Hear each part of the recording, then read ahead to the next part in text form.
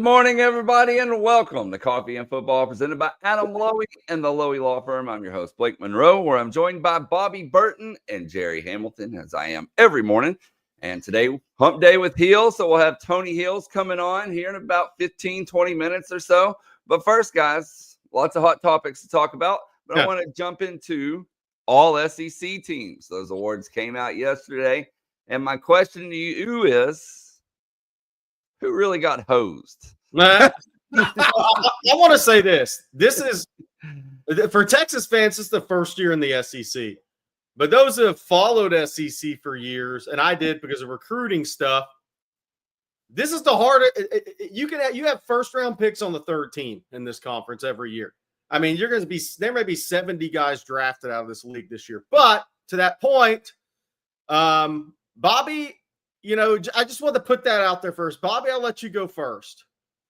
Well, I mean, we should actually congratulate the guys that did make it. Yeah, that's true. So Jahdae Barron and Kelvin Banks were first teamers. Only two for the Longhorns on the first team, compared to a team like Alabama that gets four on there. Not sure how that works, but maybe I guess Kellen DeBoer and his group underperformed this year. Jalen Milroe, by the way, did not make any of the three teams at all-conference quarterback, telling you how he performed this year. But Texas with two, Jahdae Barron, congratulations to him, as well as Kelvin Banks. Congratulations to those two. Second team, Quinn Ewers made it. Gunnar Helm, who had a surprisingly great season out of the young man out of Colorado, tight end. And Anthony Hill made second team. I'm not sure how that worked compared to some guys that made first team at linebacker, but I digress. Third team, just two guys make it, Jerry. Andrew Makuba, very deserving. Could have been first team or second team, in my opinion, no doubt.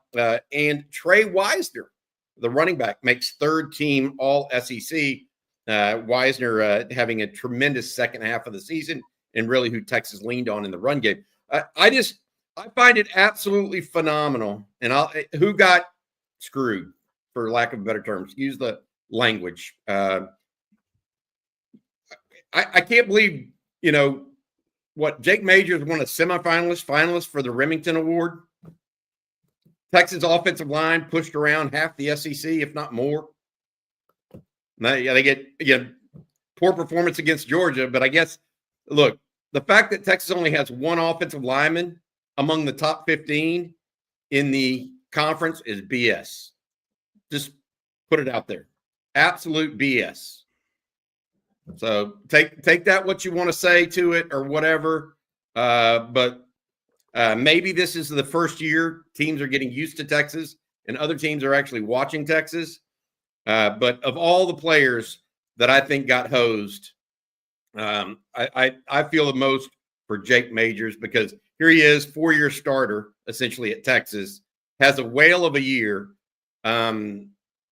Texas loses one game in conference, and, he's one of the top three centers in the league, no doubt about it. I think there could have been other guys on the offensive line that got a nod as well. But and there are other I think, look, Makuba being third team is ridiculous to me, but that's a different story. Jerry, your thoughts? Yeah, look, I think it's one. I mean, there's all these guys are NFL players on this list. That's the hard thing about the SEC. I mean, you look at your second team linebackers here. Jalen Walker is a first-round pick. Anthony Hill. I mean, they didn't even make first team in this league. So, and this was the coaches, by the way, voting. This isn't media. It's extremely difficult to make defensive line in this league. With that said, I thought Alfred Collins in conference play. I mean, that guy he should have probably been a third-team guy. Now, all these guys that are on these teams may be drafted higher than Alfred. I mean, there's an argument to be made for that. I mean, you look at your all-SEC third-team D-line, Shamar Stewart's second, third-round pick. Deone Walker maybe a first-round pick. I mean, Jared Ivey's going to probably play in the league 10 years. Suntarine Perkins is a D lineman. It's interesting because he's a linebacker, but he had like 11 sacks. JJ Pegues. I mean, all these guys are NFL players, but I thought Alfred Collins should have been a third-team guy in this league with how he played in the SEC games. I mean, he was a guy that people doubled every game for Texas, and he still made plays. Yeah, I just look at some of the players that made first, second, third team or whatever position. And Texas only have one offensive lineman, no defensive lineman. Yet, they number one defense in the country, or number two defense in the country. They get a grand total of 3 players on one of 3 teams. I think it's Matthew Golden probably should have been at least a third team guy. Yeah. I'm going to argue Michael Taft. Yeah. Yeah. I mean, a lot of guys get, Malachi Moore, good player for Alabama, no doubt about it. Did he have a first team year, or was he living on his name prior to the season? And in fact, I mean, that other SEC teams knew him from the previous year. Like Texas, that's one thing I got to say. So while Texas had the same schedule and played as many teams as other SEC teams did, same with Oklahoma, what happened was they had previous knowledge of a Malachi Moore because they played him last year, or Jahad Campbell, or Prince James Pierce. Those guys. Nick Scourton, by the way, did not have an all-conference year, in my opinion. I mean, did you hear his name against Texas? I didn't. Kelvin Banks didn't even play half the game, or a quarter of the game. Did he? I mean, I didn't hear Nick. Did y'all hear Nick Scourton's name against Texas? No. In the broadcast? I didn't. It's okay. I think that this will even out over time because, 14 of the SEC coaches weren't familiar with Texas or OU's roster prior to the year. I mean, how is Lane Kiffin supposed to vote for anybody at Texas when he didn't play Texas? In fairness. Yeah. Right. Well, and then there's always the piece here with these all-conference teams that the younger players aren't going to get voted up on these conferences because, for me, Lenore Sellers should have been the first-team quarterback. You take him off South Carolina, what's their record? Not good. Not good. That guy's the best player in the SEC. But he's a redshirt freshman quarterback. So the older guys in these leagues like Anthony Hill, is he a better player than Danny Stutzman this year? Danny Stutzman's a really good player on a bad team, by the way. So to be fair, but that goes into this as well as if you're a younger guy like Ryan Williams is a super freak. I mean, there was no way you could leave him off of the team. But by the way, we talk about the D line. Wait! I want to add something else. Look, four players from Alabama, 4 players from Ole Miss on the first team. They voted for the older school guys. 4 players from Tennessee on the first team. The coaches hadn't seen enough of Texas or Oklahoma, really, to be honest. That's my take on it. Or really, I'll tell you who couldn't. It's not even the coaches that vote. Mostly it's the SIDs that vote for the coaches. So that's where that happens. I want to bring something else, Jerry, up. And this is something for Texas to improve on next year. Not a single specialist, kick return, punt return, kicker, punter, were mentioned among the first 3 teams in Texas for Texas. Georgia, by comparison, every one of their guys listed. So take that for what it's worth. Texas needs to improve special teams. Probably the one thing I take out of this season as much as anything, Texas did not pay enough attention to special teams in the offseason. Enough of a priority for it. Averaging 39 yards a punt is just not going to do it. There's a punter out there at Utah that averaged 44.9. Punter at Purdue averaged 44.9 this year, both with more than 60 kicks this season. Texas has got to go do something about punter this offseason. Really do. Yep. All right, guys, plenty more to talk about this morning. But first, I wanted to read this comment here from Byron Willman. He says, good morning from a labor and delivery room in Middle Tennessee, hoping for a new Longhorn fan to be born today. So an early congratulations from all of us to you, Byron. Congrats, Byron. That's a new dad, hopefully. All right. Stuff, man. Now, Bobby, if you don't mind, before we move on, will you let everyone know about Adam Loy and the Loy Law Firm? Absolutely. Every Wednesday's Coffee and Football brought to you by our friend Adam Loy over at the Loy Law Firm. He and his firm have been helping injured Texans for more than 20 years now. They do right by their clients. That's their motto. Make sure you reach out to Adam and his group at loylawfirm.com. If you've been injured in a car wreck, truck wreck, or automobile accident of any kind, they offer a free, no strings attached consultation. All you have to do is call or reach out to them, loylawfirm.com, and they will give you a honest observation and consultation about what your options might be. Again, loylawfirm.com. Thanks, Adam, for your sponsorship of On Texas Football. Next, guys, up is the portal. Another hot topic, obviously. Texas with a few more, I shouldn't say a few, but a couple of new entries since we were on here yesterday morning. I got it up there on the screen, but I'll let you run it down for us, Bobby.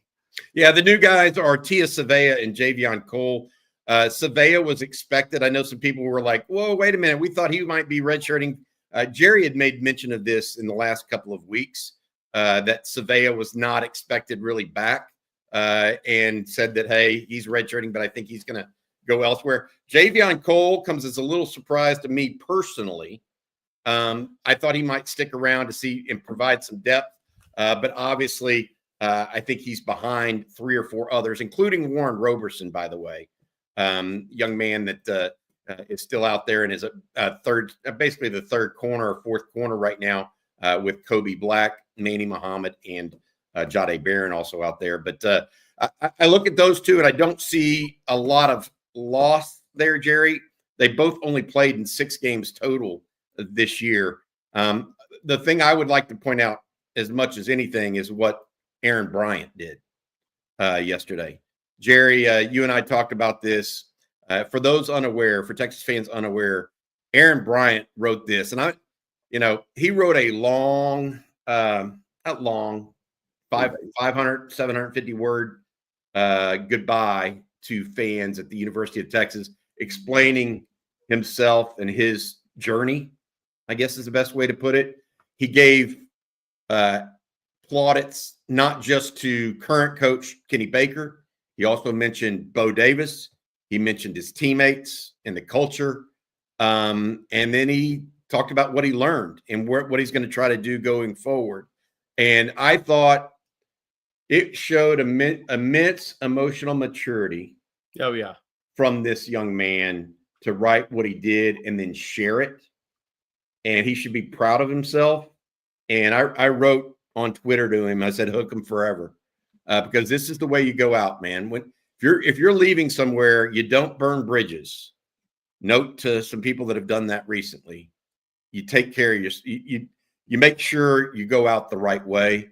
This young man is going out the right way, and my guess is he's going to do that the rest of his life. A lot of emotional maturity from Anthony Bryant in that post. Yeah, for sure. I mean, this guy will go on and have success in life. I don't think there's any doubt about it.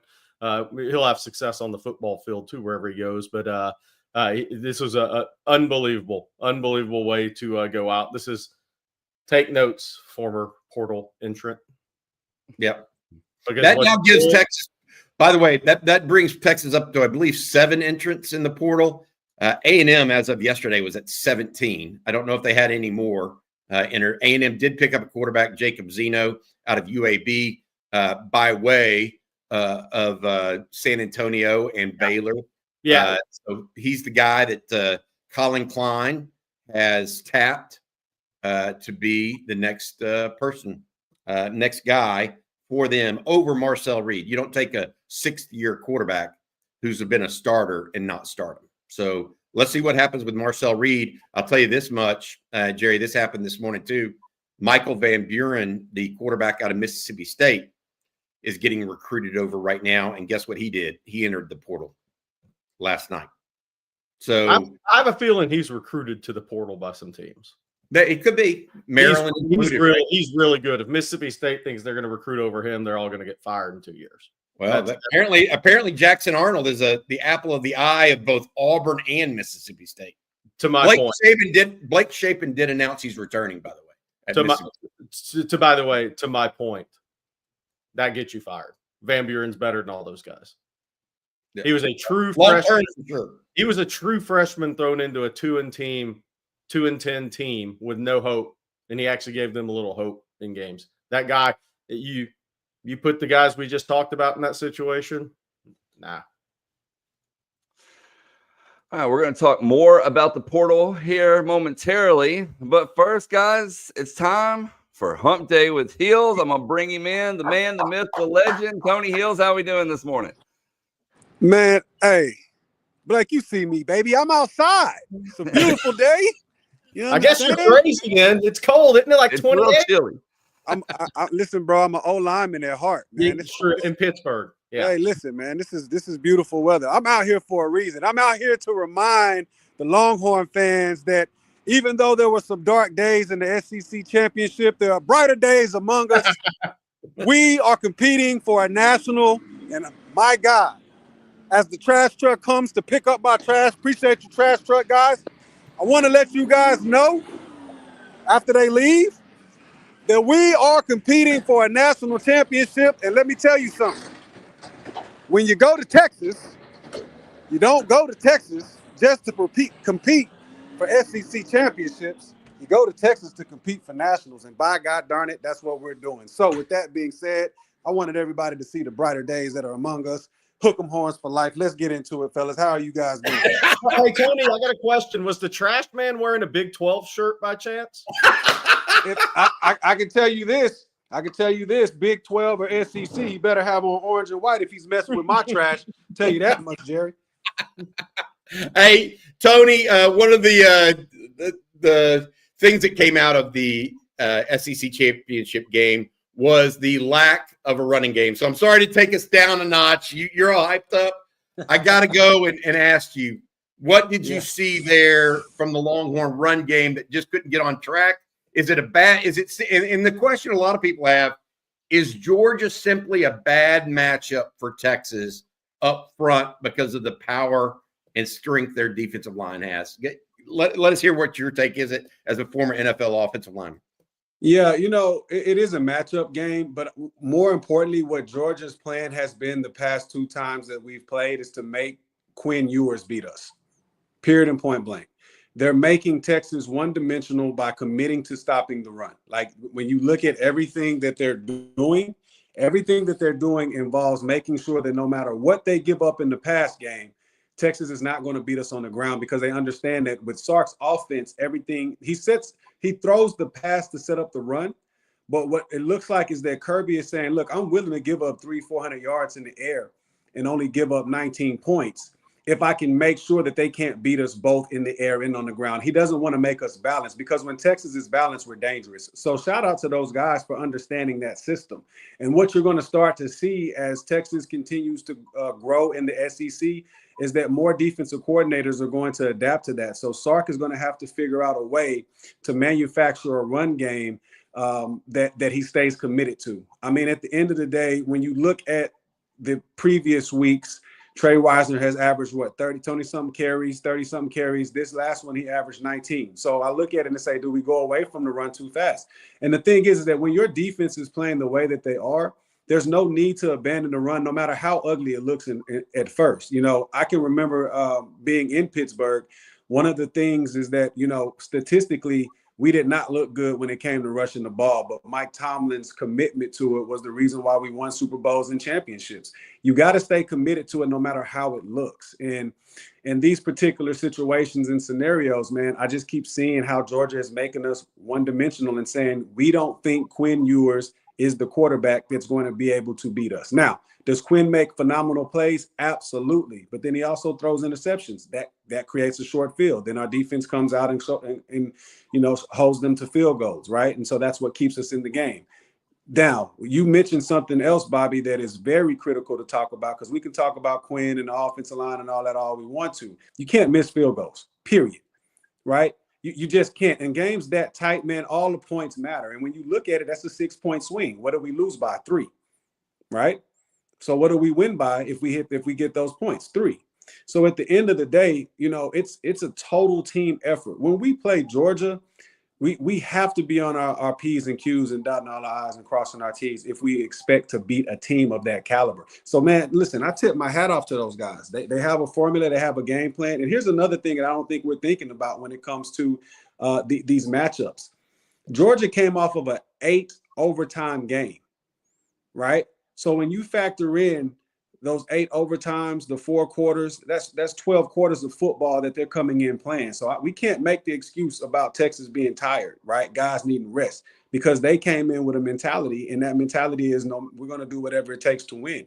I think, quite frankly, we need to start to adapt that mentality if we want to be the champions that I believe that we are. Tony Witt, a question from the chat that I wanted to, Trevor Goosby got a lot of playing time against A&M. Against Georgia, he went up against the first-round pick every single snap, whether it was Jalen Walker at linebacker moving off the edge or Michael Williams. What do you think of Trevor Goosby? Because that's A&M has really good players up front, but Georgia's a little different. Those guys are first-round picks he went up against the entire game. What do you think of Goosby in the second, I guess his first real start? I think that the young man played extremely well. It was baptism by fire, right? And to be perfectly honest, we didn't hear a lot of his name being called. Did he give up some inside pressures and things like that? Yeah, but you expect that to happen with a redshirt freshman that hasn't had a lot of time on the field against these caliber of players. The future is bright with this young man. I think with him, he just needs more reps. I like what I see from him from an athletic standpoint. A lot of the things that I saw in the game, for instance, just understanding angles, I think that's going to come as he continues to play the game. When they tried to run the tight end screen, he went a little bit too up the field instead of running down flat, and that's why they were able to make the tackle. But, I mean, look, that just comes with age. When you look at his athletic ability, and here's the thing that I look at, too, his mental capacity. Sark does a lot of things, man. There's a lot of window dressing, right? And so his understanding of the offense at a young age is phenomenal to me. So when I look at what he has to offer to the game, Flood has done a tremendous job with getting these guys prepared and having that next man up mentality. So just from the surface level, I saw a couple edges. I saw him get beat a little bit, but that's expected, man. You're going against guys that are getting ready to be making millions of dollars on Sunday, and this is your first time playing these particular individuals, right? So I thought that he did good, and I'm looking forward to seeing what he brings to the table, you know, when Kelvin goes on to do what we all know that he's going to do next year. Tony, you mentioned the Texas team is focused on winning a championship, right? They're now competing for the national championship. Obviously, you didn't play in a playoff scenario like this in college. Yeah. You did go and play for a national championship, however, in college. What's it like getting ready for this sort of run, in your opinion, if you're a player? Like trying to get yourself ready to go and trying to tune everything out, I guess, is a big piece of it. Focus on the opponent is all you can do. What are your thoughts on that and what the Texas team and the players are going through? Couple of things. One, understanding that this is a new season.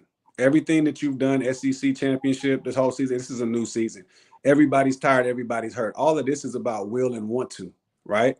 And just understanding that your past doesn't dictate your future, your present does. So being locked in those particular situations in the training room, being locked in at the food table, getting your rest, right? Being locked in film session, and then ultimately taking everything that you're learning in the film session on the practice field and stringing along great practices. Those are the things, right? Proper preparation prevents poor performance, right? And so those are the things that you lock in on. As it pertains to the opponent, man, I mean, look, you want to get keys and you want to get things of that nature and get as much information and insight on this team as you can, right? Clemson and Texas, they haven't faced each other. This is a new challenge, a new task. But at the end of the day, man, the opponent is just a nameless gray face. This is about man versus man. So Texas got to look themselves in the mirror and decide, like, that game that we just played was the last game that we're going to shoot ourselves in the foot. From here on out, they're going to have to beat us, right? Here's the thing: when we play Georgia, it's Georgia and Texas versus Texas. Like, this is what we haven't seen us play a complete game from start to finish this entire season. And here we sit with an opportunity for all the dreams and the hopes to come true. So if somebody told you at the end of the season that you guys were going to be 11-2, right? And have an opportunity to play for the national championship, I think everybody would take it. There's a bunch of teams right now that are not sitting in the chair that Texas is sitting in, and don't they hate it, right? So you have that opportunity. Go out there and handle your business. And I think that's the biggest thing for these Texas guys to understand. Like, look, man, we got business to take care of. We are who we say we are. Then let's go out there and put it out on the line every single time, right? And at this time too, from the coaching staff perspective, listen, ain't no more holding back, right? If you got defensive schemes and if you got offensive schemes that you were thinking about running, but you were saying save nothing. Leave everything out there because you get this opportunity and this opportunity only, man. You win, you continue, you lose, you're out. So put it all on the line. Hey, Tony, I want to ask you an OL scheme question.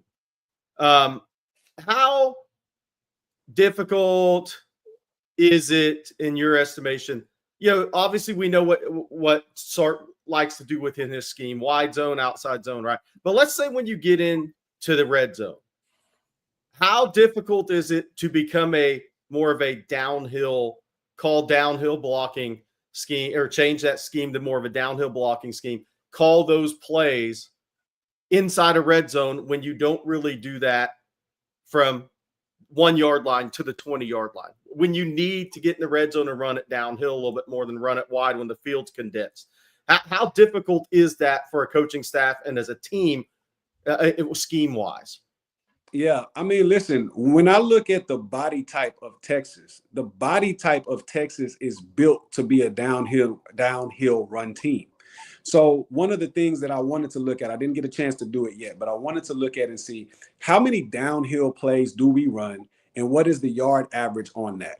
Because when I look at Trevor find a hole and put his head down and I see guys pushing the pile, I'm looking at 3 and 4 yard pickups. And so I'm just curious to understand, why are we trying to go around the team when the success that we had at Kentucky, the success that we had at A&M, we were going straight at teams? I don't know the thought process and the philosophy from that. As it pertains to the difficulty level of getting inside the red zone, I don't think that it's difficult. I just think you got to call it, and you got to call it consistently.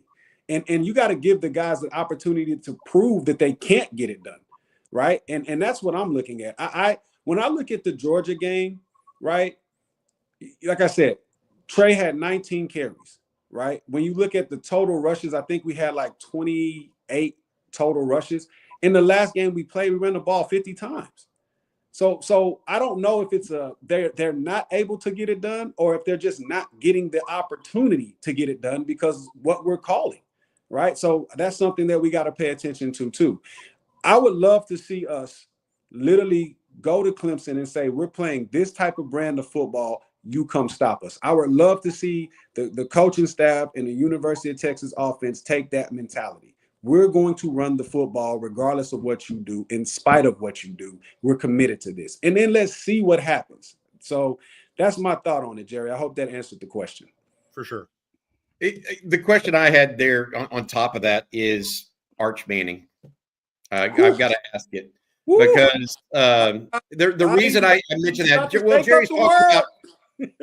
Jerry's talking about inside the 20s, right? Yeah. Quinn may be the better quarterback at this point in time, et cetera. He's not the better run option. Yeah. And that would seem to be something that Texas and Steve Sarkisian might lean on a little bit more than he has. Only played 2 snaps, and I get it. I really do. I just feel like Texas' run game has been ineffective in the red zone without him almost. Yeah. And I'd like to see – I don't know if I'd like to see it, but I think you have to see a little bit of that to keep defenses honest at this point. Yeah. I think that's what Sark tried to do in the overtime by putting him in for only 1 play. He made Georgia play honestly, but as soon as you bring Quinn back in, that goes out the window kind of. You don't have to play him honest anymore. You can, play the run and then play the pass as well. I mean, it's a little bit different, I guess. So what do you think of that in his implementation or potential implementation in the offense, particularly in the red zone? I'm not talking about between the 20s, right? But in the red zone. Yeah, no, I mean, I like it. And it's everything that you said, because you're not dealing with a quarterback. You're not dealing with a running quarterback. You're dealing with a quarterback that can run. So what happens is, to your point, it does keep the defense honest, because you don't know, can he hit us with play action? Because if so, he's shown that he can strike it, right? Does he hold it and come off the counter and pick up 5-7 yards? I mean, look, at the end of the day, what Arch gives you is that athletic ability, right? And so that is something that Sark and the team is going to have to think about. Like, look, when we get inside this 20, are we willing to go ahead and put this package in and see what we can get from it? Because look, when he did get in, the first pickup was 5 yards. Listen, there's a lot you can do in 2nd and 5. And I think that's the thing. Texas has to find a way to stay in front of the chains, right? And so if Arch gives you that ability to stay in front of the chains and you have this weapon, why not use it? So I would like to see that. It's similar to how you remember back in the day when they had Tyrone Swoops and they would put him in on that 18-wheeler package, right? Well, it's like having that, but then also having the ability to come off of that and have real quarterback play. And so that's a weapon. And at the end of the day, look, I get it. And that's why I said you're about to shake up the world. I know what the fans are clamoring for, and I know you don't want to cause that controversy, but at this particular time, you owe it to the seniors on that team to win by any means necessary, right? You can block out all the noise. Quinn is great at what he's great at, and Arch is great at what he's great at. Put them in a position of strength to win. That's what this is about. Going into this playoff, I don't care if we win every game by 2 points. This ain't about style points, right? The standard is the standard, and the standard is winning. I don't care what we win by, because at the end of the day, nobody ever says you're a national champion. Yeah, but you only won by a field goal. Who cares? Yeah, I agree. No doubt. Yeah, keep it simple, man. Keep it simple. Tony, thank you so much for your time. As always, dude, you're always a pleasure. Hump Day with Hills here on Texas Football. We appreciate you, Tony. Any final words for the Texas fans out there? Yeah, man. Listen, man. Challenges create, opportunities, and opportunities are seized by those that can see them. And so I hope that Texas understands that and they see the opportunity in front of them. From the Texas fans, man, stay faithful. Continue cheering. They need that. They need that love. Man, look, man, stay positive. You understand? Like, at the end of the day, man, positivity over negativity. And the last thing that I will leave you guys with is that, one of the things that I found is that as you continue to understand the importance of time, you come to find that it's 8:48 and OU still sucks, right? So hook them. Thanks, Tony, man. You have a good week, man. Take care of yourself. Hey, former 5-star recruit. I wanted to ask about the #1 recruiting class. We'll do that next week. There you go. All right. Well, something that we need to do right now is, Jerry, I need you to let everyone out there know about Manscaped. Look, my job is to tell you guys how to take care of your sackle, right? All right, fellas, the holiday season is here, and trust me, you don't want to be the guy showing up with tangled tinsel in your ornaments. Woo, bad thing to read, worst thing to think about. Luckily, our friends at Manscaped has got you covered from head to, down the chimney with the Beard and Balls bundle featuring the Lawnmower 5.0 Ultra and the Beard Hedger. This bundle will make sure you're a gift worth unwrapping. Get ready for those mistletoe moments and get 20% off plus free shipping with code ONTexas, all caps, at manscaped.com. Look, the Lawnmower 5.0 cuts through the North Pole of bushes with ease. Gentle on your most delicate Christmas ornaments. This 2 skin-safe blade heads for versatility, whether you're after a tidy trim or a smooth festive finish. You have everything you need in this read and at Manscaped. Join the 11 million men worldwide and growing who trust Manscaped to stay sharp this holiday season. Get the Beard and Balls bundle today and slay your grooming routine. Get 20% off plus free shipping with code ONTexas, all caps, at manscaped.com. That's 20% off plus free shipping with the code ONTexas at manscaped.com, because Santa isn't the only one who needs his sack well groomed this year. Don't forget that. Exactly. All right. And I need to let everyone out there know about Factor. Whether you like routine or you enjoy mixing things up, Factor has you covered with 35 different delicious meals every week and over 60 additional convenience options that you can add to your box, like keto cookies, pressed juices, and smoothies. And the smoothies are great, I'll tell you firsthand. Don't let shorter days of winter slow you down. Use your time more efficiently, which is so important during these dark months. Let Factor take shopping, prepping, cooking, and cleaning up off your daily list of things to do.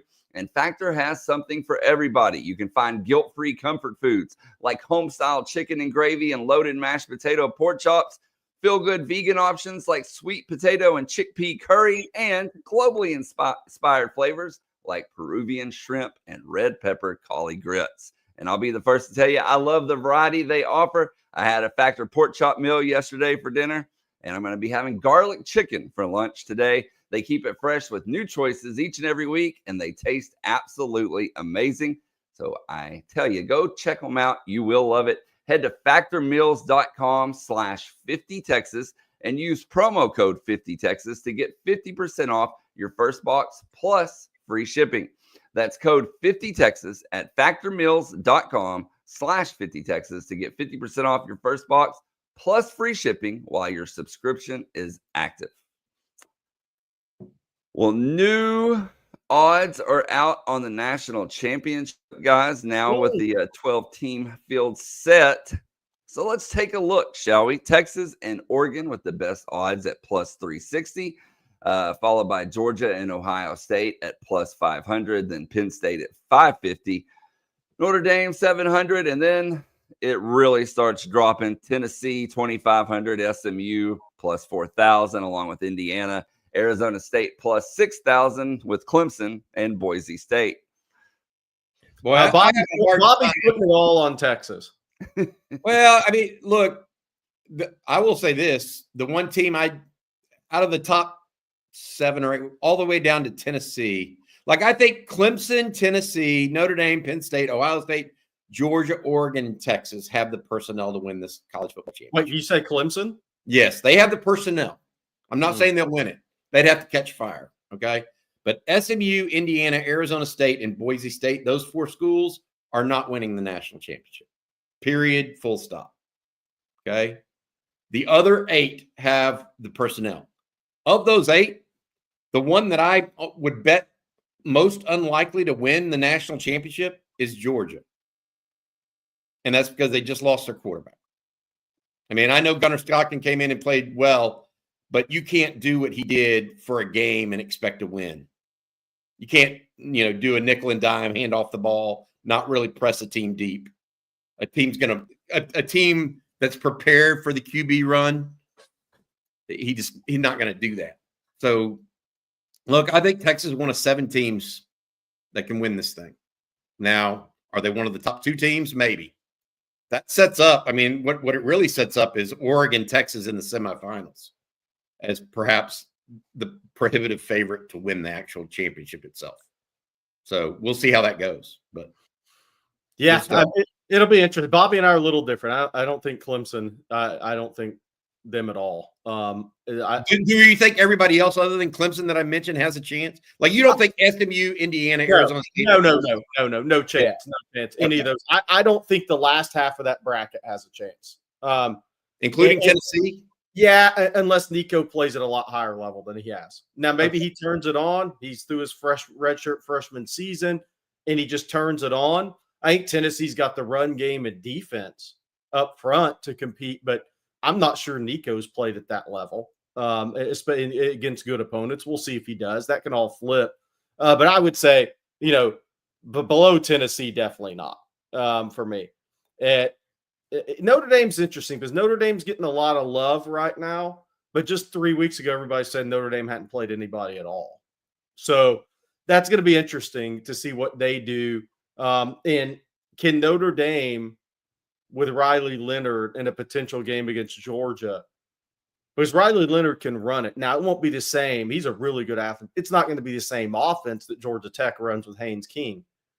But can Notre Dame do enough with the stud running back, who's Jeremiah Love, who's an NFL player, and Leonard's legs to get that game deep into the fourth quarter against Georgia? Or is Georgia just going to overwhelm them in front 7 talent? That's what I'm going to be watching for in that game. I think Oregon's got the toughest path to get to the national championship, though. Yeah, they got hosed for number 1 seed, in my opinion. It's kind of crazy how the bracket broke, and you never know when you look at NCAA basketball tournament brackets. Sometimes you just say the same thing, but you have to beat Ohio State or Tennessee at the Rose Bowl, right? In the quarterfinals. If you do that, if Texas handles their business, you got to go to Dallas and play Texas and Jerry World. That's a tough. Oregon's going to earn it if they get to the national championship game. They're going to earn it because that is not the easiest path you could ever see for a number 1 seed. It's part of the seeding is part of the problem with what we've got right now in college football playoff. Let's be honest. Yeah, that's it, Bobby. Because look, and no disrespect to Arizona State or Boise State, they would be 11. They would be 10, 11, and 12 with SMU. Right. And Texas should be a 10, 11. Yeah. If the top 4 teams in the rankings got a bye, this would look a lot different for Oregon. Yeah. They would be playing the winner. They literally would be playing the winner of Tennessee and Arizona State or something like that, or Tennessee and Boise instead of the winner of Tennessee, Ohio State. By the way, I'm also interested to see Oregon defensively in this tournament. Let's call it. Because Oregon's played 3 of these teams this year. They gave up, 31 to Boise, 32 to Ohio State, who couldn't score in the second half against Michigan, and 38 to Penn State, who sometimes can't score on anybody.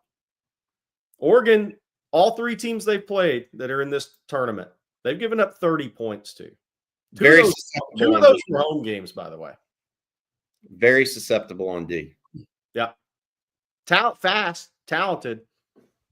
I just kind of wonder if you got to win 3 games in a row and you've given up 30 points in games to all 3 of the teams that you played that are in this playoff. I mean, Texas has played Georgia twice. Have they scored 30? They did off turnovers, but it wasn't like getting drugged. It wasn't giving up 4. I mean, Penn State had 520 yards Saturday against Oregon. Penn State couldn't get 520 yards combined if they played Ohio State 3 times. I mean, that's defensively, they got some issues they got to clean up. Hey, here's an interesting question talking about the seeding. Edward wants to know if it was up to you guys, how would you do it? Just straight AP poll or coaches poll or committee poll. You don't give look. Teams can get hot at the end of the year. Like what would have happened had I don't know, a 3-loss Penn State team beat Oregon in the Big Ten championship, or a 3-loss. Well, Clemson did beat them. It just makes no sense the way they've done it. You don't give buys to conferences that frankly aren't equal. You put them on equal footing and they're not equal. So that's part of the problem. That's, and Oregon is going to have to pay for it. And frankly, Georgia's going to have to pay for it. Georgia's sitting there looking at the winner of Penn State and Notre Dame, when frankly, they should be looking at an Arizona State SMU winner. Yeah. What do you think that's not fair to Georgia? In my opinion, Oregon and Georgia got hosed. And we talked about it before it even happened when we were thinking that Texas might win the SEC championship. The 5 and 6 seed have better routes to the championship than the 1 and 2s. Yeah, that's hey Bobby, Kirby Smart would trade places with Texas right now. Yes, he would rather play 2 games than 1. Yep. To your point. I mean, he's got 25 days to get Gunnar Stockton ready, so maybe he wouldn't in this scenario. But from looking at a bracket standpoint, would you rather go Notre Dame, Penn State, then that's your path to get to a championship? Or would you rather play Clemson at home and Arizona State in Atlanta? I mean, sure. 100%. One of the things they're talking about right now is going to a 14-team playoff, so that would only give 2 buys. Just go to 16, play it out. Yeah, I know. Just do away with it. Rank them 1 through 16 and get after it. That's what needs to happen. Ralph Neely, the injury report on Beck was torn UCL, like a lot of MLB pitchers have, that's going to really hurt him in the draft. He wasn't having a first-round season for most of the season anyways. But that'll be interesting to see what he does. He's out 9 months to a year. That's a serious injury to come back from. And I mean, you come back from it, Blake. You hear about it in baseball all the time. Thing about baseball too with it, you're not getting hit. Yeah. Yeah, that's a big part of it. Yeah, for sure. All right, let's get to some questions here, guys. And Raymond Bishop, thank you for the super chat. Raymond says, how about Jahdae getting first team after being burned by the Big 12? Yeah, and came back for this year as well. When Sark, the great thing about Jahdae, when Sark explained what has transpired in the secondary this year compared to last year, he said the very first thing that happened is that Jahdae Barron decided to return for this season. And they immediately said, okay, we're going to play him at cornerback. Well, that started to in motion a process that had Terrence Brooks transfer, because Texas would not say, Terrence, you're definitely going to start. Not with Jahdae and Manny Muhammad returning. That allowed them to go get an Andrew Makuba at safety. It allowed them to put Jalen Gilbo on the field, who they thought was one of their better DBs, at nickel. And I think that everything that Jahdae did by coming back is paying dividends, not just for the team, but for Jahdae himself. And so I'm really happy for the young man. He's at the Nagurski the other day for Defensive Player of the Year type situation. Look, I hope he wins the Thorpe. We'll see. Those things are all beauty contests. His stats compared to the other two folks are much better, but those other guys also, I will say this, they have more street cred because they're at Ohio State and Alabama and have been in their conferences long, or Alabama and Georgia and Ohio State, sorry. And I'm not sure Jahdae is going to get that sort of latitude. I don't know he will. He should. Don't think he will. I would say the one thing I will say for Jahdae is he's shown up in every big game this year. Yeah, that's true. Georgia 12. We haven't pulled this up, but that SEC championship was the most watched game in college football this year. So Michigan had a good game, right? Oklahoma showed up. Georgia, 2 interceptions the first go round. Vanderbilt showed up. I mean, Arkansas had an amazing game on the road, right? But Georgia, second time, showed up again. So he has big game delivery that could win him this award.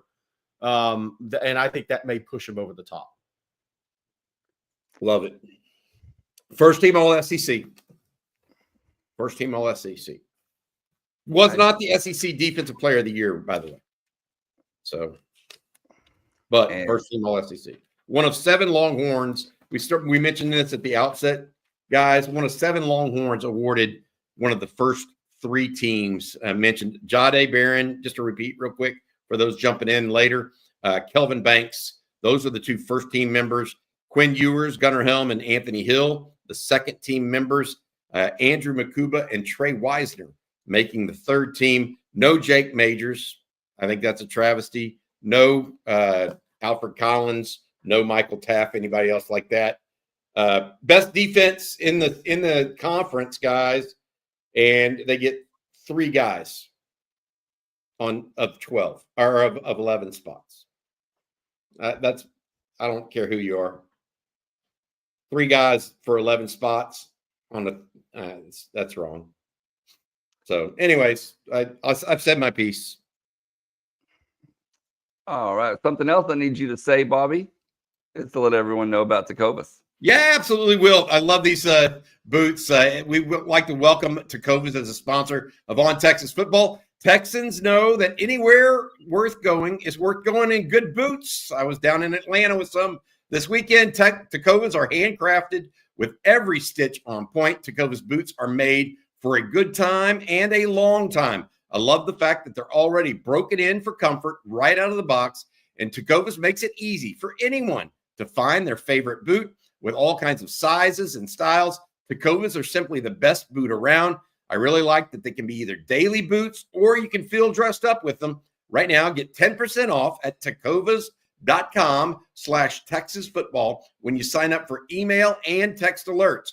That's 10% off at tecovas.com/Texas football. They also make great Christmas presents with Texas Tecovas best in the West guarantee. You also get free returns and exchanges for 30 days. That's through Christmas time. Tecovas.com/Texas football. See site for more details.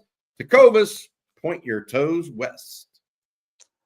More super chats to get to this morning. And going back to the playoff talk for just a second, Jeff Carey says he would do it with 16 teams, 5 automatic bids, top conference champions, but seed by rankings like the basketball team. 100%. Yes, I agree. I'm fine with automatic bids. I'm not fine with seeding the automatic bids in the top 4. That's Bush. That's Bush League. Yeah, but that's what he says, seed by the rankings. Yeah, I know. I get it. I agree with you. Yeah, I agree for sure. And then our next one, guys, comes from Bobby Gaithright. Thank you, Bobby. Appreciate it. And he says, what are realistic expectations for the 2025 D-line, not the edges, the D-line recruits as far as playing time in 2025? Number I'll of answer snaps this. per game, et cetera, and who are early enrollees? I'll answer this one. Don't know yet. It's too much to be determined. Alex January has 86 snaps played this year. Sadir Mitchell, 36 snaps played this year. Assuming Sadir's back and he comes back, that's not many snaps. Myron Charles, Josiah Sharma, Justice Terry, all early enrollees. Justice Terry, more of that 5-tech guy, depending on where he goes, strong enough to play in the interior, but we'll see how much weight he gains between January and August on that frame, because the SEC is a little different on the interior, playing full-time against the run. So those are the 5. Melvin Hills had a good red shirt. You're expected to be a rotational player, quality player. You have 6 guys right now. You got Bobby, you got to add 3 in the portal. You got to have 2 guys that are dudes that are SEC size and experience level to go in, maybe not even SEC, to go into Ohio State, to where you're not playing a lot of youth on the defensive line against Ohio State. And then in some key SEC games like Georgia on the road, like Florida on the road. And then I think you got to have 1 rotational guy with experience out of the portal. That's the last. But it's too early to know the breakdown in that sort of thing, because definitely on snaps, you can't really justify. You also need to see who takes to college faster. Yeah. I mean, out of that group, we can conjecture, but we don't know. I'll say this. I mean, the bigger issue is that Texas is losing 7 defensive tackles. Okay. 7, with the Tia Savea move to the portal yesterday, along with Aaron Bryant and Jahdae Bledsoe, and the 4 that are graduating: Lole, Collins, Broughton, and Norton. 7. So they've replaced 3, kind of, with these 3 new recruits. Did they take 3 or 4 in the portal? I was thinking 3 for sure. Now I think they may even go to 4, Jerry. I mean, they have to have – none of these guys – you mentioned January had the most snaps, okay? The only one that's a genuine upperclassman, like junior or above on the roster next year, would be Sadir Mitchell. I mean, they have no depth of experience at that position right now. It is a glaring issue. And I mentioned it, like, as big as the number 1 ranked recruiting class is overall for the University of Texas for not only next year, but the years to come, if they don't do work in the portal, next year's going to be hard. This is a do or die in the portal at defensive tackle, in my opinion. You know, Texas could have gotten by with not taking Andrew Makuba last year, for example. Wouldn't be as good as they are now. We could have gotten by because they had other DBs, Derek Williams, Jelani McDonald coming on. They couldn't have gotten by if they didn't take Lole and Norton, in my opinion. No. And so this is even more, I don't want to say desperate, but even more necessary, because you don't even have Collins and Broughton coming back next year after losing Murphy and Sweat too. Big deal. It's a big deal for 2025 season, in my opinion. Somebody, Champ Bailey, asked if Lole could come back. Technically, I guess he could appeal to come back. I don't think that's in the plans, but plans could always change. But yeah, I think so. 3 of those guys that left didn't even play this year, so there is that, right? So I lean to 3 because I think the freshmen coming in are really good players, and those they're gonna play those guys. And Alex January coming in year 2. The whole key is Sadir Mitchell. What does Sadir Mitchell do? And I'm not saying he's leaving, by the way, for the chat. I don't start a rumor, but look, we got to see what he does. If he stays and he's bought in, then he can be an effective situational player over the football in the SEC for sure, even in an Ohio State game. But so we just got to wait to see what he does and how the spring goes if he's back, assuming he's back. I lean the 3 as the number right now. And I'll say the reason why too for the chat. There's going to be extraordinary competition for those guys in the portal. Yes. A&M's lost Shamar Turner. Shamar Stewart just declared. Skyerton, who you could move inside on a whim. They got 2 guys coming back. DJ Hicks and Albert Regis, assuming DJ Hicks comes back. So Georgia could lose. Georgia's may lose 4 of their top 6. And one of their backups just hit the portal. So that's there's going to be real competition for the best D linemen in the portal. Somebody asked if there is a D lineman in the portal I like.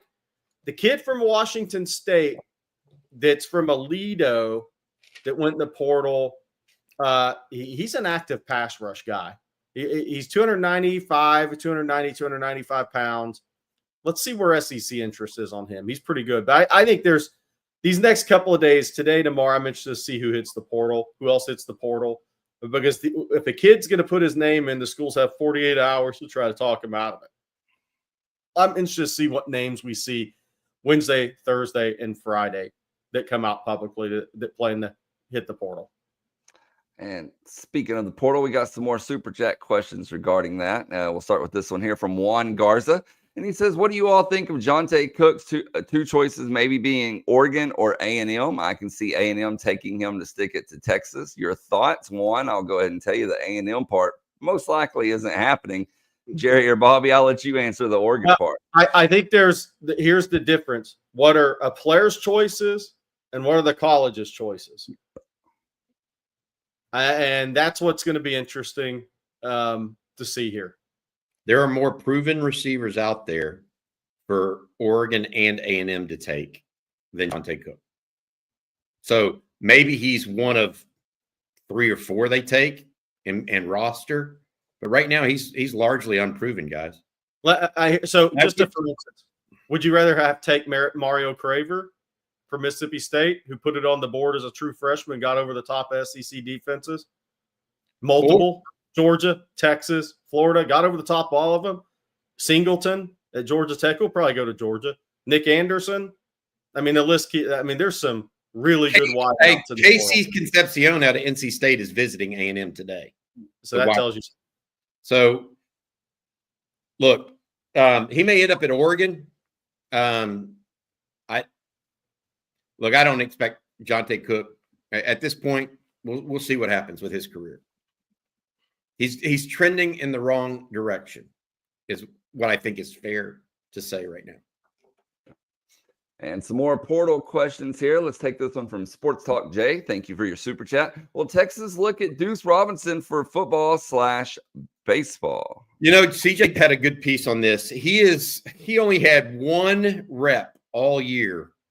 It's something like 200. I think it's 200 plus reps lined out wide or in the slot, and only 1 inline rep all year long. So do I think that he's a guy that's good enough to play at Texas? Absolutely. But he's not an inline tight end. Jerry and I were talking about a guy yesterday that is out of Louisiana Lafayette, or University of Louisiana now, I guess is the official name. And he's originally from Killeen. His name's Terrence Carter. He had 40 plus catches. He's more of a Juan Davis type build. He's in the portal. He might be of interest if Texas were to try to backfill the Juan Davis role. That is somebody. Duce Robinson is. I will say this, and we talked about this as well. Texas is, with Arch Manning, seems to be going to bigger receivers. Whether it's and I'll add this, like a Ryan Wingo's a bigger guy, Parker Livingstone a bigger guy, DeAndre Moore has got some size to him, even though he's not tall. They may be going Jordan Washington, a big guy. I mean, they may be going to bigger players, and that may lend them to a guy like Duce Robinson. But I haven't heard that. I haven't heard that Texas is categorically interested in him at this point. And frankly, that's something we're struggling with right now. I mean, look, Texas has not necessarily went all in on anybody that's in the portal that we're aware of yet, Jerry. Not even one of the punters. Yeah. Now, could that change quickly? Yes. But that's one of the things we're monitoring right now. There's not been a guy that's gone in the portal where we're like, okay, Texas is absolutely going on him. Not yet, at least. Somebody asked about Bear Alexander. The answer to that's no. I'd probably portal if he came to Texas. All right. Thoughts on Jalil Farouk and Williams Nwaneri? I don't think so on an edge. I think Georgia fans got awfully excited when Nwaneri went in the portal. I'm not saying he's going there. Farouk, no. I think Texas is see who else jumps in the portal. Yeah, I want to say this on wide receivers at OU, though, with Farouk. He's not the only one. That's now 5 wide receivers that have jumped in the portal from OU. Farouk is one of those. Andrell Anthony just announced that he's going in the portal as well. Then you have Nick Anderson going in the portal. Jaquez Petaway. JJ Hester, also in for them. That's 5 wide receivers. They were already down last year. Remember, guys? All those guys were injured. The only one coming back right now of any note is Deion Burks. I guess Brendan Thompson. What do you have, like 10, 15 catches last year? That we'll see what OU is going to have to go to the portal for receivers. There's no doubt about it. AR with the super chat. Thank you, AR. SEC didn't want Texas taking all of their awards. You know, I wish that were. I don't know that it's that easy. I really do believe that some of the teams that have never played Texas before, but had played a Kentucky or had played a Tennessee last year, gave more weight to that because they were more familiar with those. But for Jake Majors not to make the first 3, I mean, it's wrong. I mean, Texas had the best defense in the conference. Okay. They had, and if not the nation, they had one of the 2 best offensive lines in the conference, in my opinion. Certainly better than Alabama's, by the way. Yet Texas had just 1 offensive lineman. I don't agree with it. I don't agree with what they did, but you know, awards are awards. They don't count for wins and losses. And going back to the portal, sorry, I missed this one a second ago. Thank you, Brandon Morgan, for your super chat. Brandon says, I know he's not in the portal yet, but I think he could be. But if I'm Sark, I would make a call to Zakarian Branch. That could be our speed wide receiver that we need. He's a real playmaker. Yes. Everybody else will too. Yeah, I would say this about Zachariah too. He's not been a great receiver for them. And I don't know if he's still trying to become a receiver as opposed to just a jet. So look at his numbers this year. There are other more productive guys out there like Eric Singleton that have the same jet mentality, although Singleton appears headed for Georgia at this point. Our next super chat comes from Zane Petty, and he says, I like Coach Irwin's idea to move Goosby to guard. And he just means for the playoffs. Yeah. He thought he played that well. And also, we didn't talk about this, but Texas did some tackle over against Georgia. It just didn't work because Kirby called a timeout. They had flopped Cam Williams to left tackle early in that game. And one time they flopped him. They didn't, not on the timeout. They flopped Cam Williams to left tackle, and he actually got called on a holding. But the point being, they were going to play 2 tackles on a side. I liked it a lot. I like the idea of it a lot. Then we have one here, fellas. This one from Sean. Thank you, Sean. He says, home games give me anxiety. I hope that changes. Hookle. Well, they've got this winning streak on road games, so I can understand that, Sean. But look, I think Texas, all things equal, would rather play Clemson at home, guys. No two ways about that. The Longhorns, I think, look, Texas is favored by 11.5 right now. It's not a situation where I think a home game versus an away game really materially affects this game in particular. That's just my opinion. Somebody's asking about Jaheim Otis. Not a name I've heard seriously. The other guys that we've heard, Jerry, are Keyshaw Silver out of Kentucky, but he's got Florida, Michigan, Miami, and USC already. Cole Brevard, a defensive lineman out of Purdue, said he was going to put his name in, but as of late yesterday had not.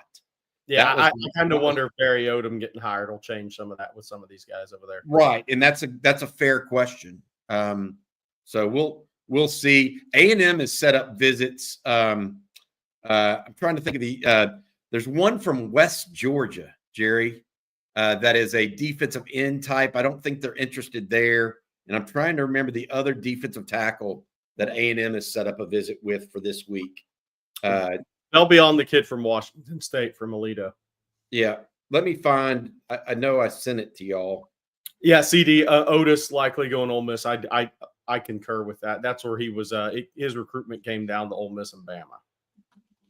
He's from James Thompson, a defensive lineman from Wisconsin, is visiting A&M. He did not play in 2024 because of injury, but he had a pretty good one. He's a 300-pound defensive tackle. All right, before we move on, Jerry, I need to let everyone know about Public Rec. Oh, I think I can do that, guys. I mean, look, it's these are the best pants going. Look, just that's what you need to know. Let's start with that, guys. Let's be real. Wearing dress pants sucks. And who decided that stiff, uncomfortable jeans squeezing your family jewels was ever a good idea? Well, consider this your holiday miracle. Public Rec's Dealmaker Pants gives you the comfort of sweatpants with the look and fit of jeans. Whether you're clocking in at the office or teeing off on the golf course, these pants have you covered with their formal 5-pocket style and workday fabric that's both wind and water resistant. I still think they're telling you guys you're going to hit the ball into the water there. No matter what the weather throws your way, the Dealmaker pant is ready for action. Clean, classic, and your new go-to for every day. Stay comfortable this holiday season without compromising style, because with Public Rec's Dealmaker pants, you can literally have it all. And for a limited time, our listeners get 20% off their entire order with code ONTEXAS, all caps, at publicrec.com. That's 20% off with code ONTEXAS at publicrec.com. Thank you, Jerry. And we're going to jump back over to some super chats, fellas. This first one from Jack. Jack, we appreciate you as always. Hope things are going well over there. And he says, 4-0 the rest of the way. Hook 'em. Yes. That's the goal. For sure. Start with the first one, though. Yeah. Focus on Clemson. That's the only one that matters for the next 10 days. We are 10 days, exactly 10 days away, by the way, from getting to see a little football again. It's kind of weird that Texas will be, if Texas handles business the first round, will be favored by more in round 2 in a neutral site game than they are in the first round. That's why the bracket's messed up right there. Yeah. And then Jay Lee, we're going to take a trip back to 2007 or 8. Been so long, I can't remember, but how were Leak and Tebow used at different times during that season? Just wondering if Sark can take anything from that. Yeah, it's different for me because, look, Tebow threw 36 passes that year, right? I mean, but Tebow's also he was like a fullback playing quarterback at that time. I mean, he was not just at that time, his entire career. Right, his entire career. So he wasn't there was a different, it was spread option football with Urban Meyer. I mean, he was a perfect fit for Urban Meyer's spread option. And that was different. Him carrying a football at the quarterback position was a little different. So I don't think those scenarios are the same because of the offense that Urban Meyer ran and the runner that Tim Tebow was. So I think there's a difference there. I still think it's crazy, by the way, that Tim Tebow and Cam Newton were signed in the same class by Urban Meyer, but that's another segment. I don't think I don't think they were in the same class. Cam, I thought, was in the John Brantley class the year after. It may have been. They're on the team at the same time. Yeah. I would say this is how they were. He was used. He was used in short yardage and inside the red zone. Yeah. But they got him going early in the year doing that, and that was his specific role. And then they started throwing some off of it later. But to Jerry's point, Arch Manning's a good runner. Tim Tebow wants to run every down if he can. That's his. Arch Manning's got a better arm than he is a runner. As good a runner as he could be. Tebow looked for contact as a runner. He's a little bit different. All right, next super chat here comes from Rand Rodriguez. Thank you, Rand. He says, watching the film guy, he made it seem like Texas was tipping off the run. On second watch, did you guys notice anything there? Not really. I think it's possible. I mean, what Brooks Austin is who you're talking about. We've had him on this show. Look, when Texas faced a 6-man box, they were able to run the football. Georgia only ran a 6-man box in between the 20s. This is the bottom line. And so Texas actually had some success running. As soon as Georgia added a guy to the box, it was over. I talked about this yesterday with Brian Irwin and Bob Shipley in Lunch with the Coach. It wasn't tipping it off. It was just Georgia adding a guy to the box. And when they did that, they pinned their ears back a little bit and pushed Texas around. And Lando Griffin has a good question. Are there any teams that we've played this year that compared to Clemson? It's a good question. The answer is no. Not really. And I'm not saying Clemson's better. I want to be clear on that. Similar teams? No. I mean, because no, not really. And I'm not sitting here saying Clemson. I want to be clear about that because Clemson's not very good on defense. So, but similar team, I wouldn't say so. Well, let's talk about Clemson's defense here for a minute because Josh Marquette, and thank you for your super, he says, who are the players to watch on their defense that you guys think could give us trouble? The edge, TJ Parker, sophomore out of Phoenix City, Alabama, was a top 50, 60 kid in the country. He's got 11 sacks this year, and he's a bigger kid, 6'3", 265, but 6 of those sacks came in 2 games. So it's not like he was loading up sacks throughout the season. He had 4 against Pitt in a 24-20 win. Peter Woods, interior D lineman, former 5-star out of Alabaster, Alabama. He was one of the few guys that Nick lost that was a 5-star in-state during that time that he really coveted. Peter Woods, a future NFL draft pick. I don't know if he'll be first, second, third round, but he's one of those guys for sure. He's a problem up the middle. Linebackers are good players. They're not Georgia. They're good players. Freshman Sammy Brown's athletic. Wade Woodaz, good player. Barrett Carter, good player. Their corner, Avion Terrell, is really good. He's going to be a future NFL draft pick. Safeties, I think, will be interesting. They're young or in the secondary. Caleb Burns, sophomore. They start a freshman, Ashton Hampton, sophomore, Avion Terrell. They're a little young in the back end of their defense, have enough experience up front.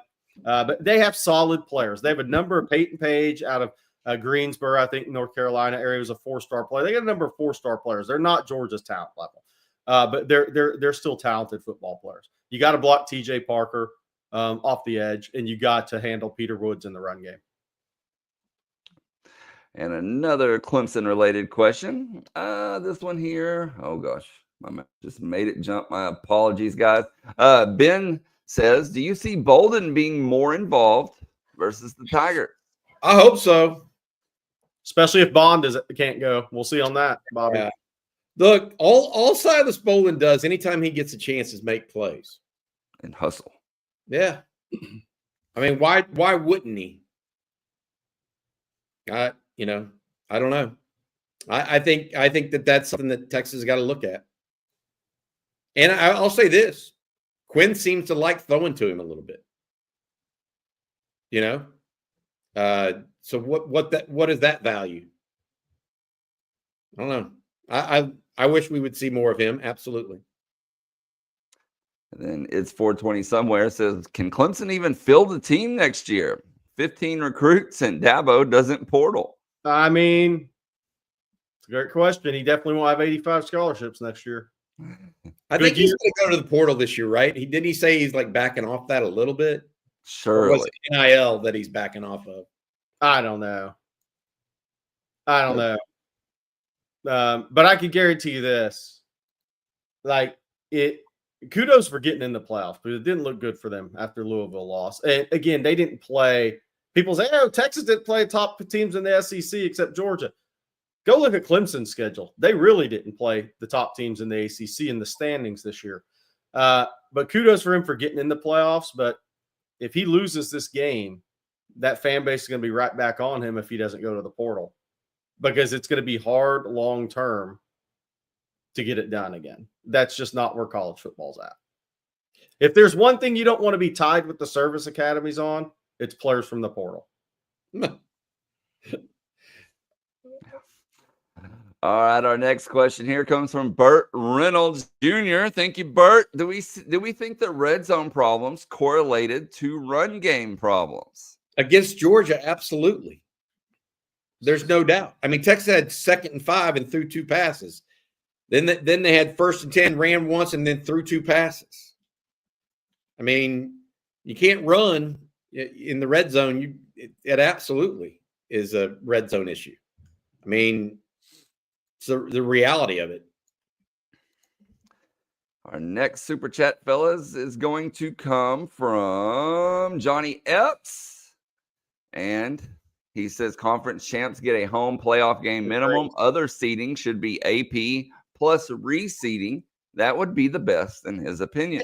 And that's why this needs to go to 16 teams, because the crazy thing about it is if you get a bye, you don't get to host a first-round playoff game. Now you don't play as many games. I get it. But you think those universities, if you're a 1 or 2 seed right now, wouldn't like to host a game to make the money?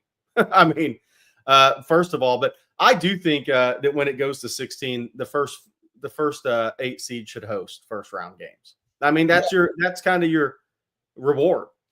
I want to say this: the timing of the first-round game matters too on these home games, because think of a lot of kids are already gone home for college. Yeah. So a good portion of the fan base is going to be somewhere else. Now, Texas has one of those fan bases that it won't matter. You know what I mean? But some will rely on that, and they won't have it in the middle of December. Alfio VC, good one. Can we talk about Makuba's big hit and playing against his former team, Clemson? 3rd team, SEC born and raised. That's what's going to be the fun thing about this Clemson-Texas game. You have Makuba, former Clemson player, obviously starter for 3 years there. But there's 7 guys that were on the state championship game team from Southlake and Westlake playing in this game. And that is obviously Cade and Michael Taft, Connor Robertson, Ethan Burke, who was injured late in the year, and Colton Vosuk, who played a little bit but was on that Westlake team. Then you have RJ Mickens and Quinn from Southlake, who played against each other in that state championship game. So there's going to be a lot. There's a lot of connections in this game, which is pretty interesting. By the way, he had 2 big hits. He had one on Gunnar Stockton. He had one on the goal line on Trevor Etienne, too. That was a big one. Yeah. Good stuff. Blue Water asked a good question. Is Clemson better than the Washington team for live stream? No. Absolutely not. Not even close. Nope. Random name 25. Does Carson Beck's injury help Quinn's draft stock? I don't think so. I think Quinn's playing the playoffs is what would help his draft stock. That's where I'm at. I mean, he's gonna do great in the pro day workouts, the on-air stuff. He's gonna tear it up. I think his draft stock is going to be him in the playoffs. Yeah. Okay, this next one here comes from Love Has Limits. Thank you, Love Has Limits. Does Michael Taft return and be the Jahdae Barron of 2025? He has not made up his mind as of last week, is what I was told. He did walk with the seniors because those were all his friends that were doing so at the same time, but he had not made up his mind as of last week. It's a good question and a fair one, and I think one that he's still trying to work himself through right now. And then Sugar Poppy, formerly Sugar Daddy, says, who's going to be left at OU after they lose all these people? Michael Brent Michael Fasusi. Michael Fasusi. Yeah. Hey, I did just get a text and confirm something from a high-ranking official at the University of Texas. The Texas game against Clemson will include the regular student ticket allotment for games. So if you're familiar with going to games at Texas, I know a lot of people can't actually make the games. They get that northeast end zone area extended. It will be the normal allotment, according to Texas, for students for the Clemson game. So even if some of the students leave, they probably will come back for the game. Hey, by the way, that question about OU, what kind of offense can they even run in the bowl game? They have like 2 receivers, tight ends in the portal. Oh, that's right. Bauer Sharp. I mean, what do they even have? Jackson. Well, it's going to be Michael Hawkins, right? You'd think. Got to be. Yeah, he may have to throw it to himself. Like, man, I like that. Like when you're a little kid and you're playing football with yourself in the front yard, I think that may be their go-to play. I know Taylor Tatum was their #1 ranked running back in their recruiting class last year. I really like number 21 for them. Is it Xavier Robinson? Yeah, he's a power back. He's a good player. He would look good in burnt orange and white. I'll just put it that way. Good player. Bobby, before we move on to our last few questions here for the day, will you let everyone know about Adam Lowy and the Loy Law Firm? Yeah, absolutely. Every Wednesday, we mention Adam twice because he's our sponsor, and these coffee and football would not be possible without him and sponsors like him. Reach out to the Loy Law Firm if you've been injured in a car wreck, truck wreck, automobile accident of any kind. He's got 20-plus years of experience, he and his team do, of helping injured Texans get the most from their settlements. His focus is on customer service and treating his clients the right way, the way they want to be treated. For a free, no-strings-attached consultation, reach out to Adam and his group, loylawfirm.com. That's loylawfirm.com. And thank you again, Adam, for being a sponsor of Coffee and Football. And also want to say before we get to these other supers, happy birthday to Garrett Street. He says 39 years young today and blessed with an awesome family. Bobby, what were you doing at 39? I'm sitting here with you guys. Boy, if I'm not mistaken, I was getting ready to go see a national championship game or close about it. No, it would have been, I was probably mad that Texas lost to Texas Tech and OU got the bid to the national championship. That's probably what I was doing, as well as having 2 young kids myself at that time. Congrats on and happy birthday, Garrett. That's right. All right. The next one comes from It's 420 somewhere. Thank you once again for another super chat. He says, I feel like with the way things are shaping up, next year may be a reverse of this year where we have an elite offense and a defense that the offense will have to carry, at least to begin the season. I say, let's see what happens in the portal there, because the one thing Texas is going to have defensively is a top 10 level pick entering year 2 in Colin Simmons. I mean, just think about what Colin Simmons would be like as a sophomore. There's a lot of speed and a lot of talented players and 21 more guys coming in. Anthony Hill in year 3, Manny Muhammad in year 3. I mean, there's some Jelani McDonald second year playing safety, Leona Lafau. How good's Ty Anthony Smith going to look like as a sophomore, guys? I mean, this is where you're really talented as a program. Edges, I think, are going to be really good next year. I mean, Barron Sorrell's a big loss from an everyday leadership effort, totally maxing out every single day standpoint. They got good players, though. Let's see what happens, though, because let's see what happens in the portal.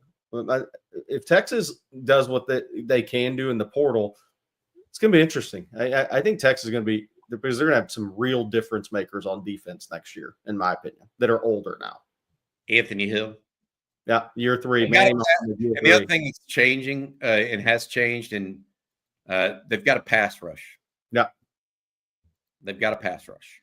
That changes the dynamic of your defense. And I don't think they're losing their pass rush next year.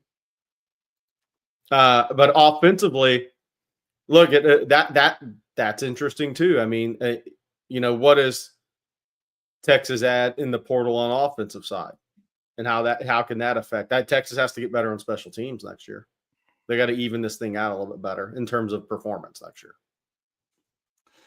All right. UT Tyler guy says Sark's a mad genius for this offense, right? But what were those fade calls? Does he get into his own head and maybe getting too cute instead of keeping it simple? I think he means the fades work simple. They were one-on-one matchups. They just didn't win. He kept the ball out of harm's way with them, correct? Made sure that they at least scored a field goal, tied the game up. The first go round and second go round, they had one-on-one. They just didn't connect. Yeah, I was going to say I want to change that. It's not that they didn't win; they didn't connect. Yeah, they were there. Yeah. All right, we got a couple of super chats here from Slick Rick. His first one reads, Connor is the weak link on the offensive line. He was getting beat all day against Georgia. He thinks that we should replace him with Goosby or put Cam at guard and Goosby at right tackle. So here's the deal. Connor was getting beat in the run game. He was maybe the best in pass protection of anybody. There's just a give and take with him. And he's not, I think he gets exposed against Georgia in the run game. He doesn't get exposed against, or hasn't been exposed against anybody else so far this year. So I hear y'all. I mean, that's been the question, but he's really good in pass protection, guys. I don't know how else to say it. I went back and I've watched the game 3 times, and with a heavy emphasis on the offensive and defensive lines. That third time, he was in my opinion, the biggest issue in the run game for Texas. He couldn't move his guy, and when he did go laterally, he got pushed 2 and 3 yards deep. At the same time, when it came to pass pro, he allowed one pressure, I thought, but he actually stood up his man and gave Quinn the pocket up front. So I'm a little bit different, and I don't think you make wholesale changes, 13 weeks into the year or 14 weeks into the year either. And then the next super chat here from Slick Rick goes on a little bit more about the offensive line. He says, Neto would have been a better matchup for Georgia. He plays nasty. He's more physical than Connor. I'm not convinced we have our best 5 playing.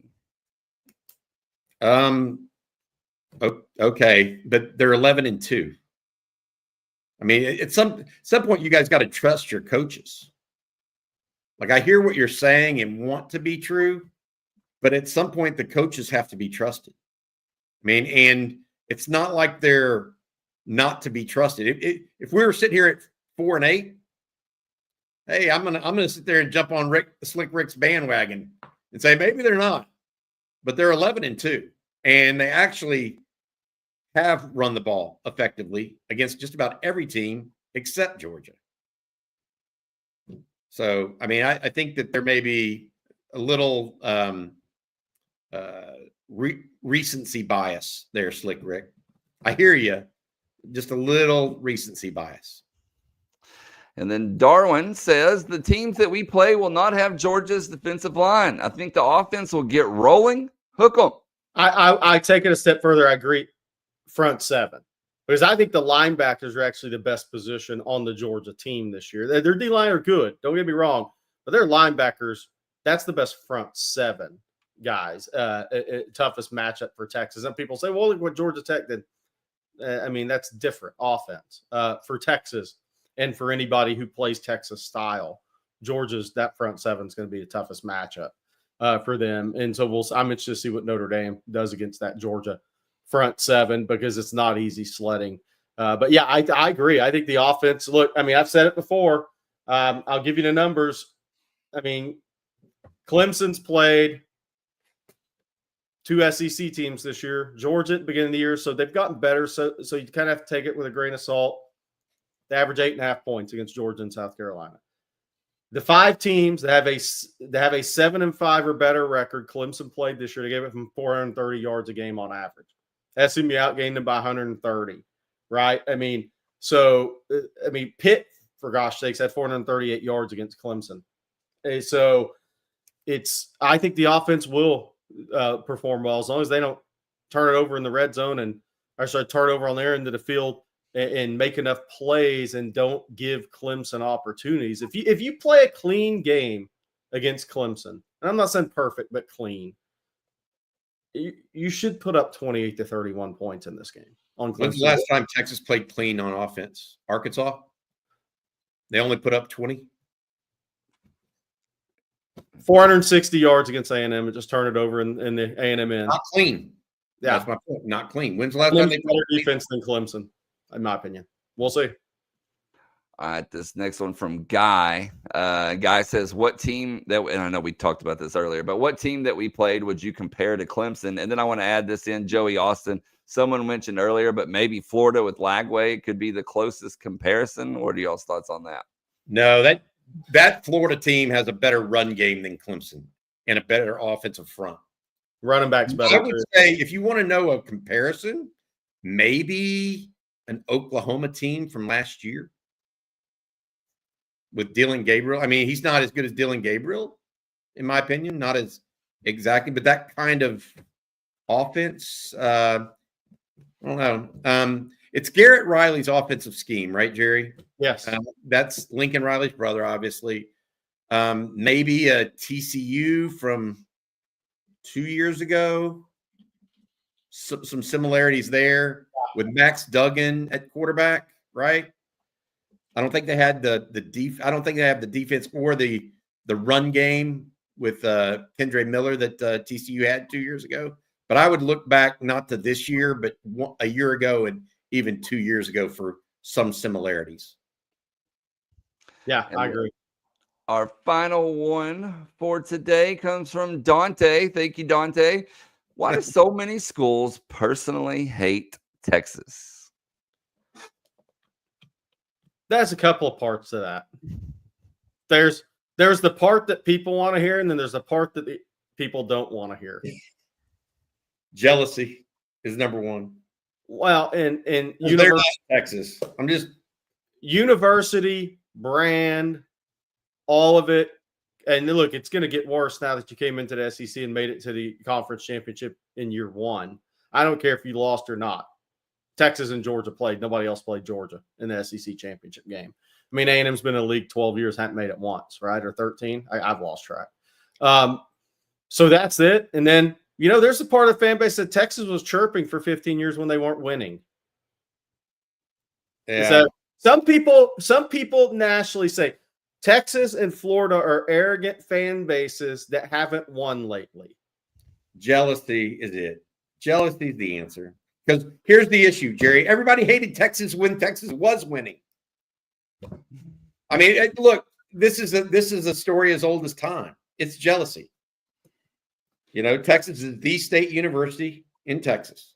So that the only university in Texas, in my opinion, that doesn't have some kind of issue with Texas in some way, shape, or form is Rice. Every other one does. And I'm serious about that, in my opinion. Joey, that's what I hear. Like when Texas, Florida, they use the term entitled and they cloak it as jealousy because they wish they were entitled. I think this is all. That's what it is. And if you're Oklahoma, you're looking down at Texas. Wow, wish we were as big a state as Texas. Wish we had all the possibilities of Texas. That's a good one, C-Dot. Yeah, I mean, I think it's more core than that. I think it's jealousy, outright jealousy.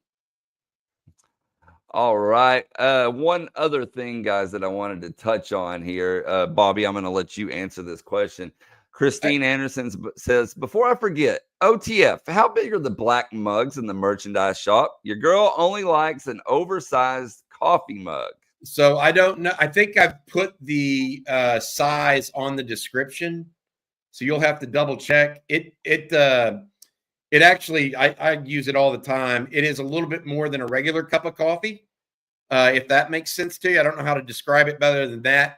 If you guys are interested, hats and coffee mugs, shop.ontexasfootball.com. We've sold quite a few mugs. If people out there want to talk about it in the chat, feel free to. But shop.ontexasfootball.com. It is Christmas is coming up, and we're able to get those out the next day or the same day that you guys order. So if you get those in, we'll get those out to you, and they should get to you well before Christmas. Again, shop.ontexasfootball.com. All right, I have one last thing I got to say here because we've got to get going. There was somebody that put up there, hey, Texas is looked upon as the evil empire, and that's why we wear the stormtroopers. Look, I'm different. I look at Texas as the force. You know, I know that they call the stormtrooper uniforms that, but I look at Texas as the good guys, not the bad guys. Everybody else are the bad guys. We're the good ones. All right, guys. So that's going to do it for today's episode of Coffee and Football presented by Adam Lowy and the Loy Law Firm. We want to thank Adam along with Factor, Tecovas, Manscaped, and Public Rec all for sponsoring today's show. Thank you all for tuning in. The great questions, all the super chats. Be sure to head on over to ontexasfootball.com. If you haven't already, you can become a member. $39.95 for a full year if you use promo code OTFOG. Again, $39.95. OTFOG is the promo code for that at ontexasfootball.com. And then please hit that like and subscribe button. We would appreciate it. Ring the bell so you're notified anytime we go live. And speaking of liking and subscribing, Bobby, what do you have later today? We got state of the program. Myself, Jerry, and CJ going to get together here this morning, and that should be out around 11:30 this morning. We also have Football Theory with Rod and Coach Shipley. And then later tonight, we have the live stream. Going to be talking a little bit there about it. Please join us also on the website, like we mentioned. And the reason I say that is right now we are in full mode on the portal and waiting for news to break a little bit. So if we're not here live or talking to you guys, this website is where to be, and we will drop portal information there as we receive it today and through the rest of the month. All right, well, we will be back same time, same place tomorrow morning. So for Bobby Burton and Jerry Hamilton, I'm Blake Monroe, and we'll see you then. Have